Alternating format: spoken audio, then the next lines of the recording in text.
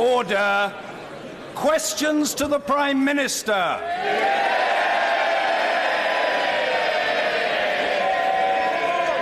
Mr. Danny Kinahan.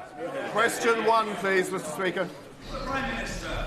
Thank you, Mr. Speaker. I know the whole House will join me in congratulating Andy Murray, Heather Watson, Jordan Wiley, Gordon Reid and Alfie Hewitt on their stunning success at Wimbledon. Mr. Speaker, this morning I had meetings with ministerial colleagues and others.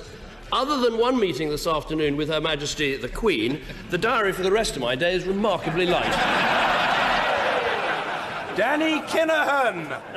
Thank you very much, Mr. Speaker, and may I echo the Prime Minister's congratulations to Andrew Murray and all the other winners.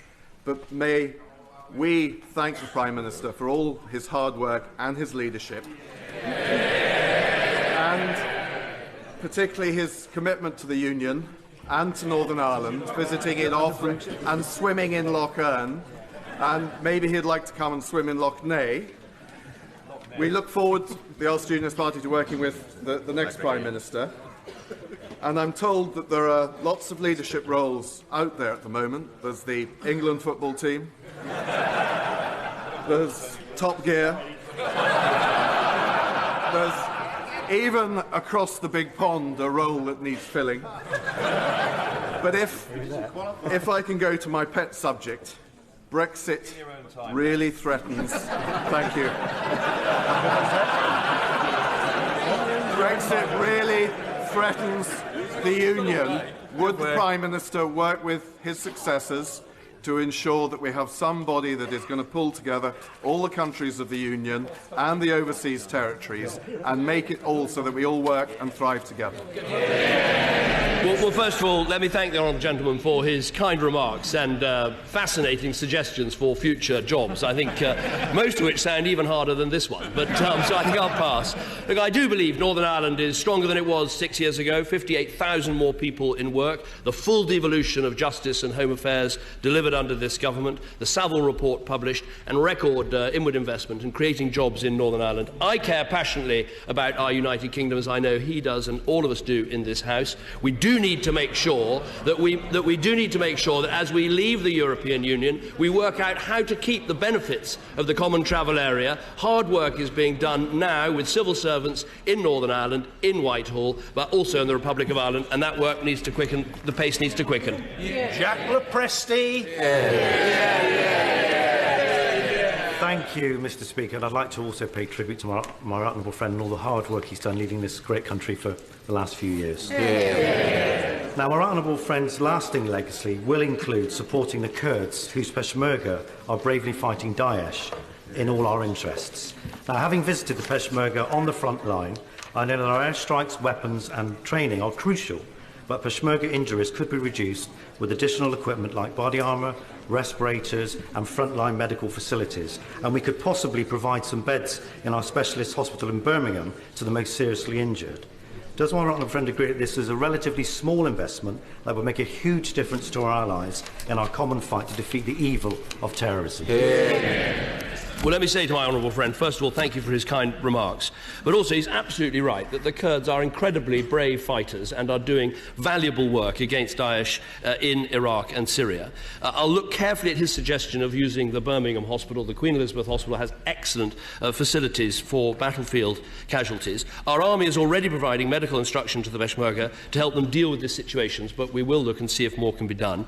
But let's be frank, the strategy is working. Daesh is on the back foot. It's lost 45% of the territory it once held in Iraq. Its finances have been hit. More than 25,000 Daesh fighters have now been killed. Desertion has increased, and the flow of foreign fighters has fallen by 90%.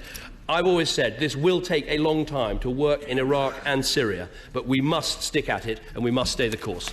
Jeremy Corbyn.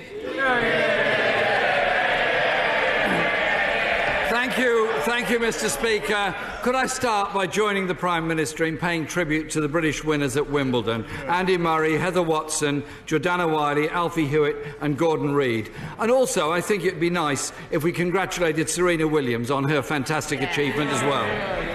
Mr Speaker, it's only right that after 6 years as Prime Minister we thank the Right Honourable Member for Witney for his service. I've often disagreed with him, but there are some of his achievements I really want to welcome and pay recognition to today. One is helping to secure the release of Shakar Amir from Guantanamo Bay and legislating to achieve equal marriage within our society.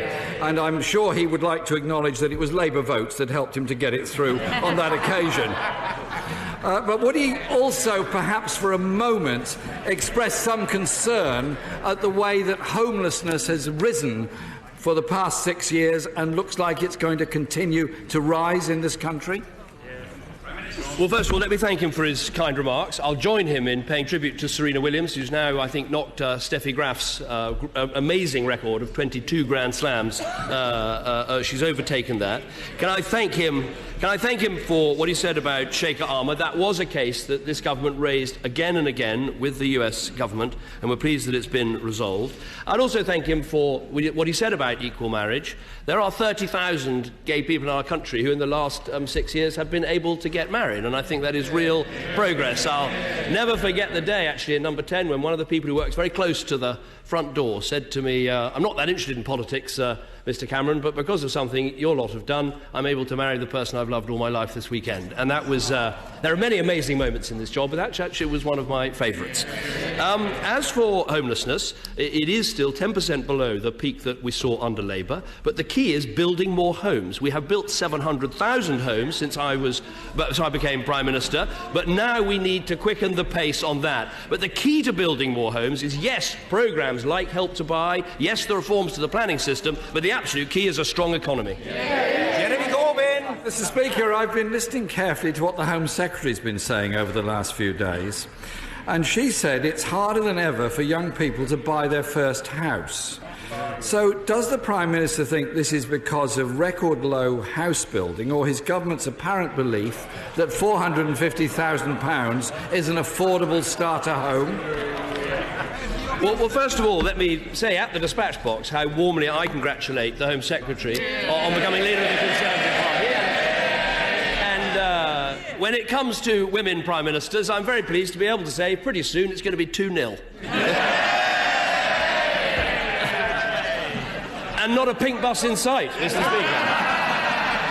Now, on the issue of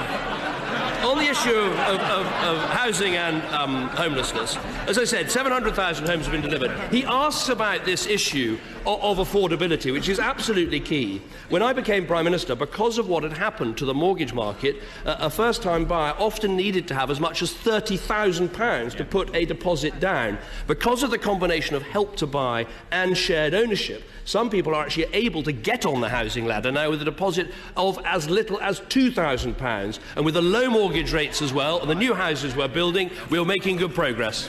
Jeremy Corbyn. Mr Speaker, the malaise seems a little deeper still. The Home Secretary said, so that it really, talking of the economy, she said, so that it really does work for everyone, because it's apparent to anyone in touch with the real world that people do not feel our economy works that way. Isn't she right that too many people in too many places in Britain feel their economy has been destroyed in towns they're in because the industries have gone, there are levels of high unemployment or underemployment and a deep sense of malaise? Don't we all need to address that question? Well, if we're going to talk about the economic record, let's get the facts straight. We've cut the deficit by 2/3. There are 2.5 million more people in work in our country. There's almost 1 million more businesses. 2.9 million apprenticeships have been trained under this government. And when it comes to poverty, 300,000 fewer people in relative poverty, 100,000 fewer children in relative poverty. And to be accused of sloth in delivery by the right honourable gentleman, let's just take the last week. We both have been having these leadership elections. We got on with it. We've had resignation, nomination, competition and coronation. They haven't even decided what the rules are yet.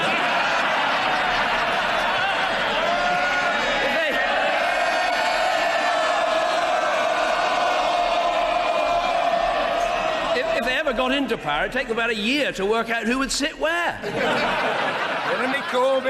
Democracy is an exciting and splendid thing, and I'm enjoying every moment of it.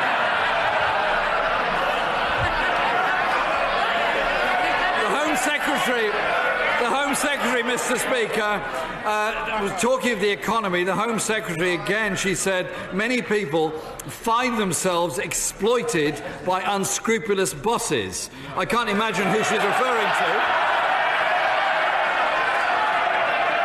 But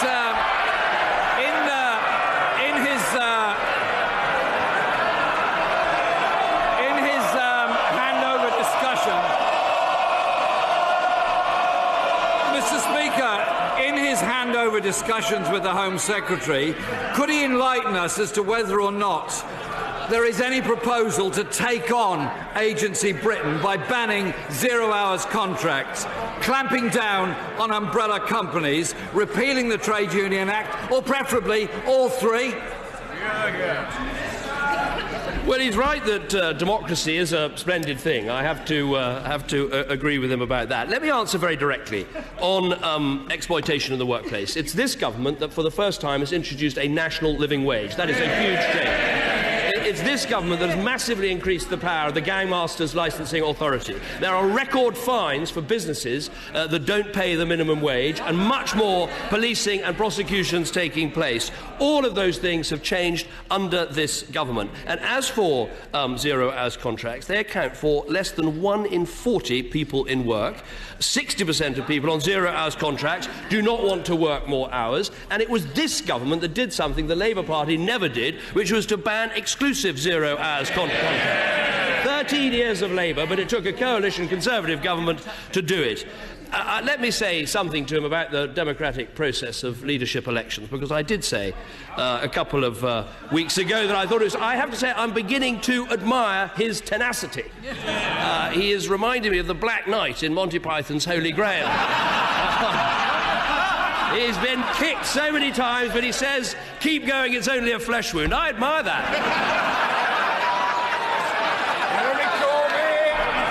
Mr. Speaker, I would like the Prime Minister to address another issue that the House voted on last week. And I've got a question from Nina, who said... No, hang on. Yeah. It's a question from somebody who deserves an answer. And she says, I would like to know if there is any possibility that a European Union citizen who has lived in Britain for 30 years can have their right of permanent residence revoked or deported depending on the Brexit negotiations. There has been no clear answer to this question. It is one that worries a very large number of people, and it would be good if in his last question time the Prime Minister could at least offer some assurance to those people.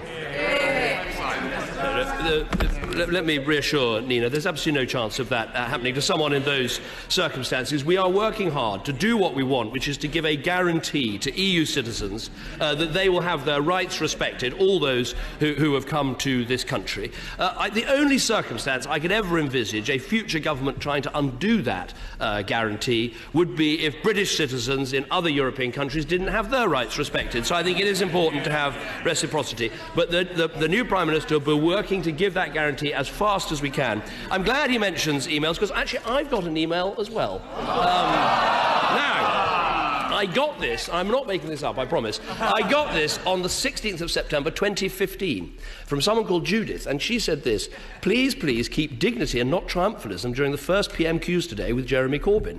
And she gave this reason. She said, because Tom Watson, who may oust Jeremy Corbyn, is a very different kettle of fish. He's experienced, organised and far more dangerous in the long term. She goes on, so sensible, sober, polite answers to Mr Corbyn. Let him create his own party disunity. After this is over, I've got to find Judith and find out what on earth happens next. Jeremy Corbyn! Mr Speaker, I've had the pleasure of asking the Prime Minister 179 questions. And thank you. Well, there are plenty more to come to his successor. Don't worry about that. But before I ask him the last question, could I just put it on record and wish him well as he leaves this office, and also to wish his family well, Samantha and their children, because I think we should all recognise that whilst many of us really do enjoy our jobs and our political life, it's the loved ones nearest to us and our families that actually make enormous sacrifices that we may be able to do this. So I'd also like him to pass on my thanks to his mum for her advice about ties and suits and songs. It's extremely kind of her, and I'd be grateful if he'd pass that on to her personally. And I'm reflecting on the lesson that she offered. But I've got one rumour that I want him to deal with. There's a rumour going round that his departure has been carefully choreographed so he can slip seamlessly into the vacancy created this morning on Strictly by Len Goodman's departure. Is that his next career? I don't really have a paso doble, so no, I can promise that is not the case. Let me say to him, first of all, thank you for the kind remarks and the good wishes to my amazing wife Samantha and my lovely children who are all watching from the gallery today.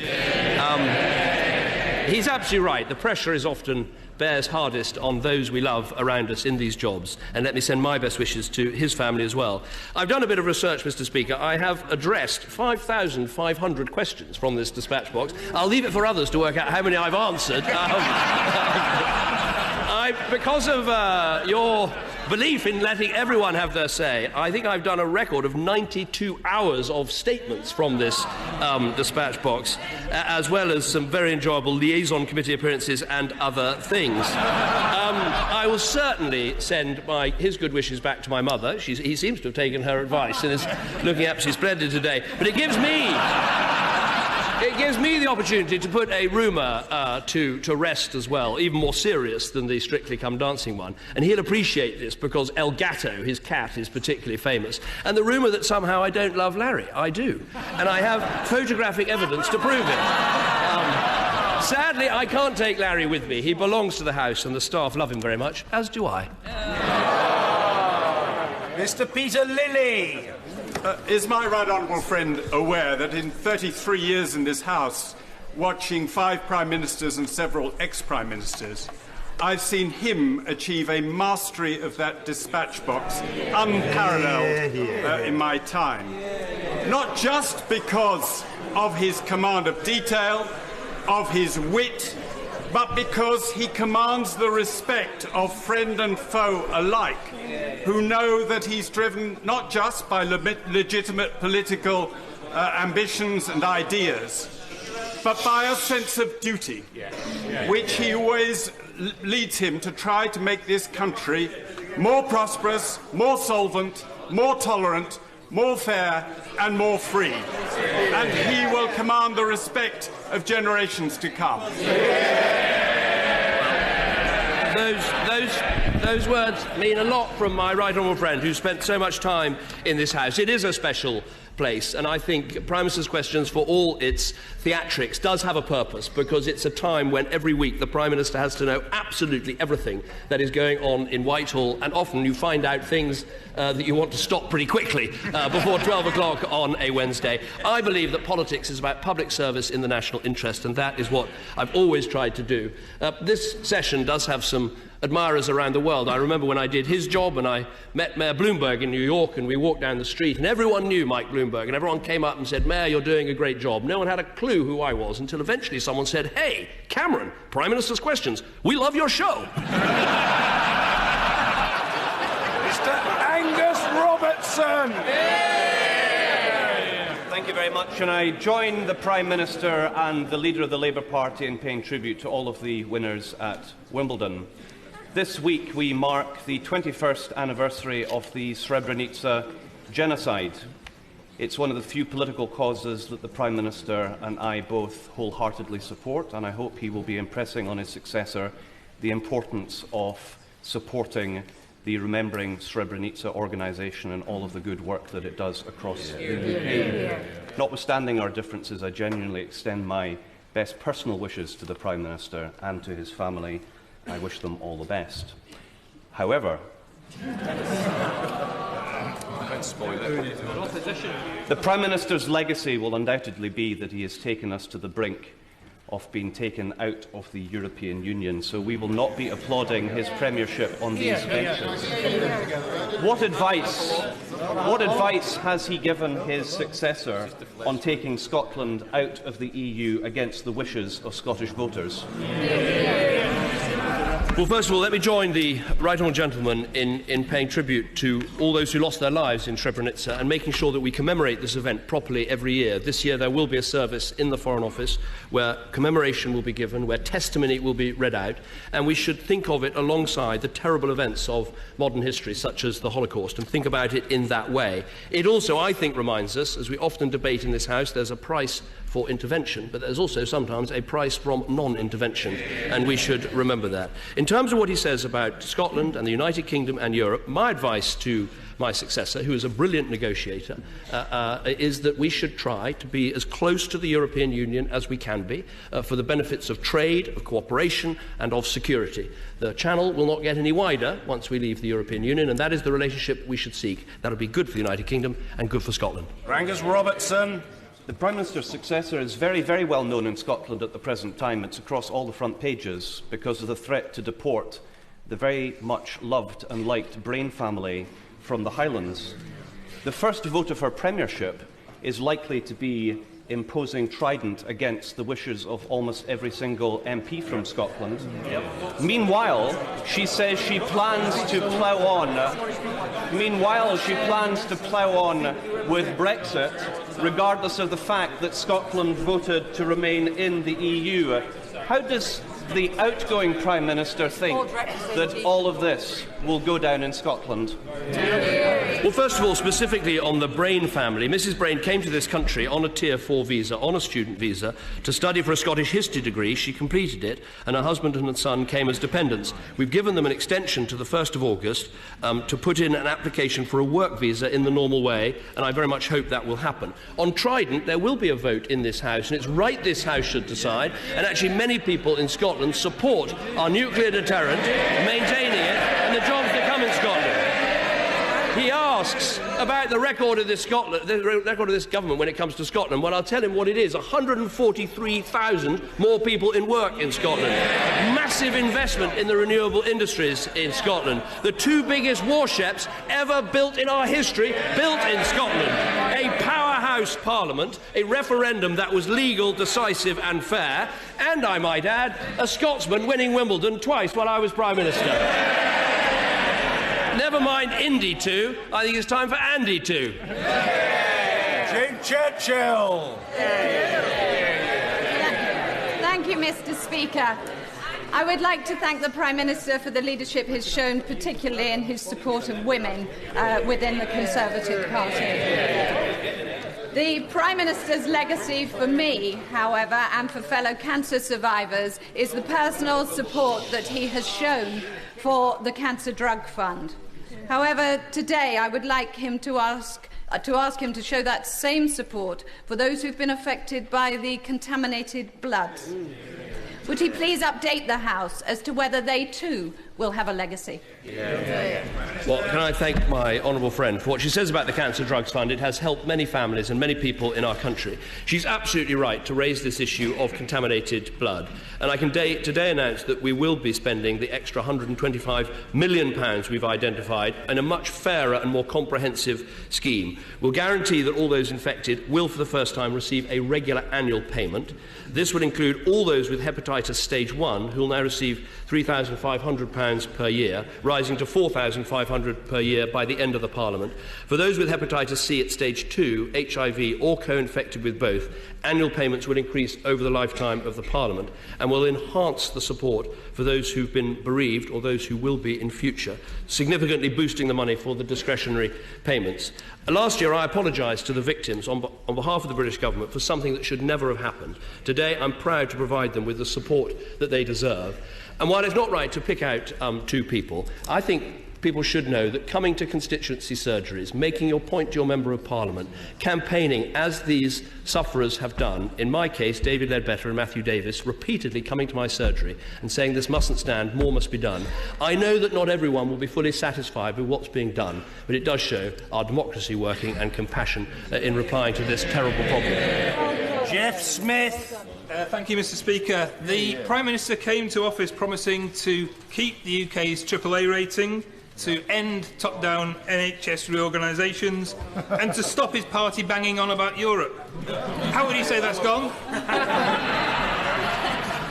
Well, I think in terms of the economic record, 2.5 million more jobs, the deficit cut by 2/3, 2.9 million apprenticeships, 1 million more businesses, a growth rate that's been at the top of the developed world, all of that because of the choices that we made. And because we did that, we've been able to back our NHS with a 10% funding increase, over 10 billion in real terms in this Parliament. As for Europe, we have to settle these issues. And I think it's right, when you're trying to settle a really big constitutional issue, you don't just rely on Parliament, you ask the people as well. We made a promise and we kept a promise. Steve Brine. Thank you very much, Mr. Speaker. I'm very sorry this turns out to be my last question to the Prime Minister, but I want to thank him for everything he's done for my constituency, where every school is now good or outstanding and the jobless total is down 64% since he took office. As he prepares to leave Downing Street, can I encourage him to return to the big society agenda that I know he's so passionate about? And can I ask him if he remembers saying shortly before becoming Prime Minister, politicians are a mixture of egotism and altruism, and you just hope the right one wins out so people do the right thing rather than the politically convenient thing. It seems to me that he's stayed on the right side of that divide in the last 6 years, not least in the manner of his departure, and I think this country is going to miss him a great deal. Can I thank my friend for his very kind remarks? I think when it comes to education, I think there's a very strong record to build on. We've got 1.4 million more children in good or outstanding schools than in 2010. We've seen the free schools movement really take off, with over 300 free schools open. I visited one yesterday that is outstanding. A quarter of them are outstanding, which is an amazing record when you think how little time they've had to get going. And so I think we should build on that record. As for the big society, yes, we should use a stronger economy to build a bigger and stronger society. And one of the things that we are doing is introducing national citizen service. 200,000 young people have taken part in that programme, and I hope by the end of this Parliament it will be the norm for 16-year-olds to take part. We talk about the soft skills that are necessary to give people real-life chances. Well, many people don't get those chances, and national citizen service will help them. Graham Stringer. Thank you, Mr. Speaker. Can I thank the Prime Minister for the courteous way he's always answered questions I've managed to ask him. I've always listened carefully to his answers, but until I had 2 eye operations, I wasn't able to see him very clearly. Is he as concerned as I am about the newspaper reports that people who aren't entitled to NHS cataract operations are jumping the queue and stopping people who are entitled to NHS operations having that treatment? Well, I will look very carefully. First of all, can I thank him for his kind remarks? I've tried to answer questions from this dispatch box. It's difficult sometimes when you haven't seen the specific story, and I haven't seen the story here. I recall from previous occasions that we are still investing in these cataract operations, and the number receiving them are going up. But I'll look carefully this afternoon at the question he asked about the danger of queue jumping and get back to him. Wendy Morton. Thank you, Mr. Speaker. Under the leadership of my right honourable friend, the Prime Minister, in my constituency of Aldridge Brownhills, unemployment has dropped from 5.1% in May 2010 to 1.9% in May this year. A record to be proud of, and one I would like to thank him for. Does my right honourable friend agree with me that this has only been possible thanks to his firm focus on jobs, apprenticeships and skills, the strong economy and investment? Well, the figures are remarkable. When a constituency is getting to 1.9% in terms of unemployment, that is very, very close to full employment, and it's a remarkable record. What we've done with apprenticeships was 2.4 million in the last Parliament, an extra 500,000 already in this Parliament, towards the target of 3 million in this Parliament, which I'm confident if we work hard we can achieve it. And we should think, Mr. Speaker, these are not just numbers on a page. They're real people who have experience of the workplace, who are learning a trade and are taking their first steps in their career. And what I want is when they get that career, not only do we have the national living wage, but we also make sure that people don't start paying income tax until they're earning a good wage. And we've taken 4 million of the lowest paid people in our country out of income tax altogether. That is a record to be proud of. Mr. Adrian Bailey. Thank you, Mr. Speaker. This week is Black Country Week. Yesterday, Black Country manufacturers were in Parliament demonstrating the high-quality products that are exported worldwide. Will the outgoing Prime Minister impress upon the incoming Prime Minister the huge importance of maintaining access to the EU single market during Brexit negotiations in order that we can maximise the Black Country contribution to exports, productivity and jobs? Well, I absolutely agree with the honourable gentleman. What we've seen in the West Midlands is 173,000 more people in work under this government, and we have seen something of a renaissance in manufacturing, particularly in the automotive sector, some of which is indeed in the Black Country. And it is vital for that industry that we have proper access to the single market, and I think he's right, this is going to be one of the things we've absolutely got to focus on. I want automotive, aerospace, these high-quality manufacturing firms to go from strength to strength in our country, and making sure we get that vital access to Europe is going to be vital. Robin Walker. 10 years ago today, I was applying to become Conservative parliamentary candidate for Labour-held Worcester, as my right honourable friend was uniting the opposition and preparing it for government. Like so many on these benches, I entered this House in the week that he first became Prime Minister. And since that time, unemployment in Worcester has halved, apprenticeships have doubled. We have more good and outstanding schools beginning to receive fairer funding. Wages are up and taxes are down. Can I thank my right honourable friend for all his service to our nation and for the legacy of improved life chances he will leave behind? Well, can I thank him for his kind remarks? We've seen unemployment fall in all of these constituencies. We've seen the claimant count go down. I think more important is we now see 450,000 fewer children in households where nobody works. And think of the effect of having a parent or a loved one in work helping to put food on the table and provide a role model for their children. That's really what this is all about. So I thank him for his kind remarks. Carol Monaghan. Thank you, Mr. Speaker. Between broken vows, Brexit and the likely renewal of weapons of mass destruction in the Clyde,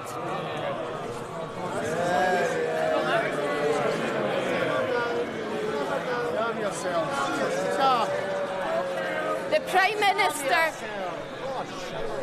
Prime Minister has done more for Scottish independence than many of us on these benches could ever hope to do. So, as he contemplates a move to Aberdeenshire, could the Prime Minister now make his commitment to Scottish independence official by visiting smp.org/join?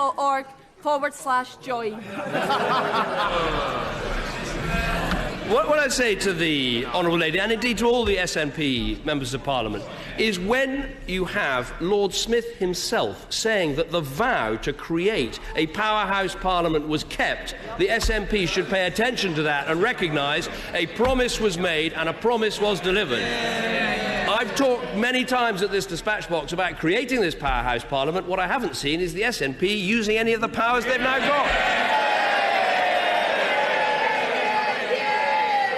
Finally, Mr. Kenneth Clark.